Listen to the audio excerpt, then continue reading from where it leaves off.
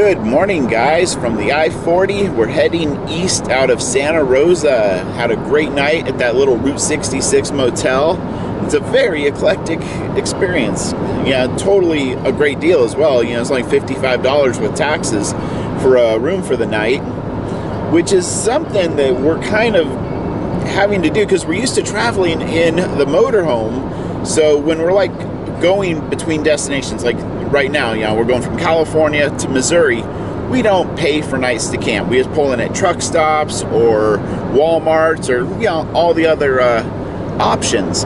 But we're trying to figure out right now, is it more affordable to travel in the gas guzzling or diesel guzzling RV, depending on what you have, or an economical car and having to get motel rooms? This car, if it's going pretty much towards empty, is 300 miles of range, which if you're on the open highway going these mass stretches of desert, you know, you're probably going to be pulling over around, you know, 225 to 250. So we're always having to stop for fuel. But when we do stop, we're only paying like $22 to $25 to fill the thing up, which the gas guzzling RV is a far cry. So, you know, we're curious, what are your thoughts about, you know, is it more affordable to travel in a fuel efficient car or the RV that sucks more fuel, but you don't have to pay for lodging? And you also save money on food because it's easier to actually make meals in an RV.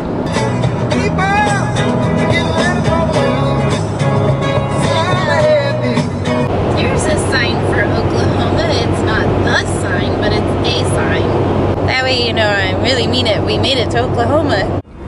Whew. Whoa.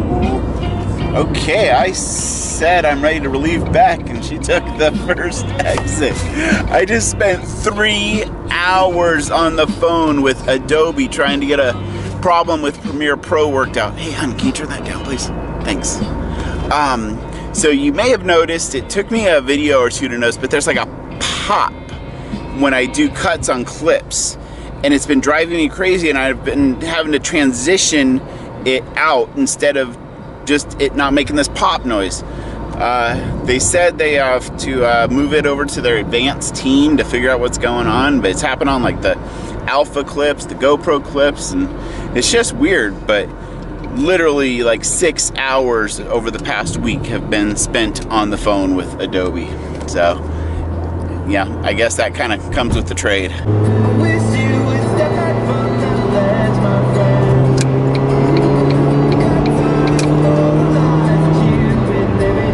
Okay, back on the road.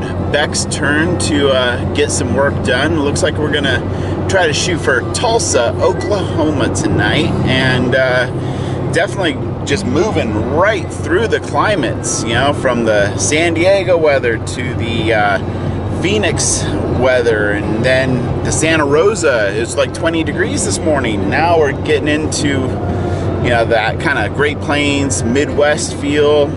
Trees are, well, there's trees. There's not that many trees out in the desert. And yeah, Shelby's also really happy because she hates going to the bathroom on rocks.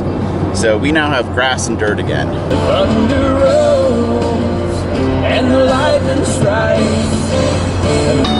Side to side in that front porch swing, living on love. I got friends in low places where the whiskey drowns and the beer chases. You and me go fishing in the dark, lying on our backs and counting the stars. So I had to sing a song about all the things I knew.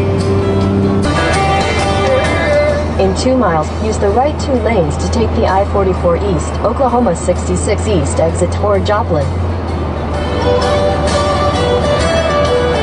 It's your love, it just does something to me. Your destination is on the right. So we can sleep in peace at night when we lay down our heads. We have arrived in Tulsa, Oklahoma.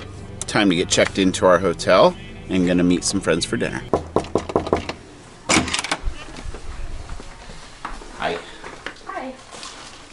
Okay, a very basic and nice hotel room. Very clean and neat. Yeah, it's called the Expo Inn.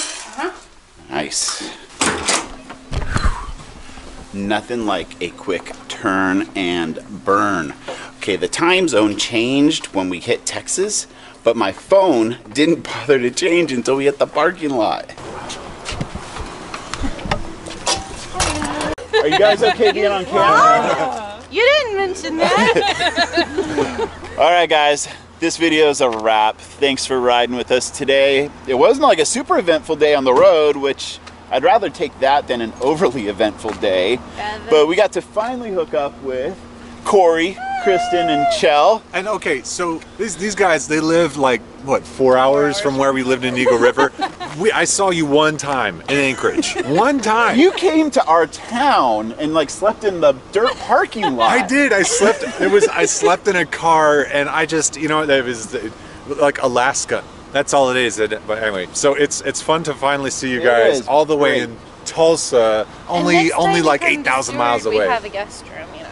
Well, you know, I gotta go do some fishing, man. I'm missing my fish. I miss my fish. The fish here suck. They're horrible. People are like, hey, you want to go for sushi? I'm like, no. Let's go noodling. You're in noodling country, Cory. I'm in noodling country. But I will say the things that I actually like love about this is like we have grass. I mowed the other day. It was so cool. In Alaska, forget it. Like I mow with a snowblower. That's about as much. Well, like it was blowing wicked in Seward a few days ago. And she's like, no, that's a lot of motivation for us to just keep driving around in Grandma's car. Why go home until it warms up? Exactly. Well, have a good trip, guys. Thank you for great hooking up and all the advice over the month. Okay, huggers. All right, I'll help you guys out. Thanks for watching. They'll see you in the next one. Goodbye. And that right there is the big difference between traveling in the RV and a small, fuel-efficient car. Just topped off for $22.